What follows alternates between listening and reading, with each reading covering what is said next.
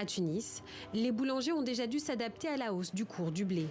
L'augmentation ne date pas de la guerre en Ukraine, mais les artisans redoutent une flambée des prix. Slim Talbi, lui, a déjà adapté sa recette pour le pain. Normalement, ce coin est complètement rempli de sacs de farine. Maintenant, comme vous pouvez le voir, nous travaillons le pain avec de la farine pour les baklawas.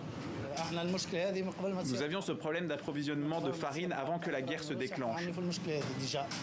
Nous attendons maintenant de voir les effets du conflit entre la Russie et l'Ukraine et ce qu'il va se passer. Hausse réelle due au conflit en Ukraine ou spéculation. À Tunis, certains habitants disent déjà constater des prix plus importants. Car Kiev et Moscou sont des champions de l'exportation de blé. Par exemple, plus de 51% du blé importé par la Tunisie provient de Russie ou d'Ukraine.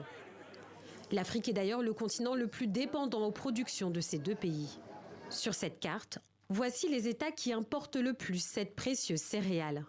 Madagascar, Bénin, Égypte, Tanzanie et Sénégal achètent plus de 60% de leur importation aux Russes et aux Ukrainiens. L'Afrique est donc en première ligne. Cela aura-t-il des conséquences ? Pour certains analystes, la flambée actuelle des prix s'explique notamment par la frénésie d'achat avant le Ramadan.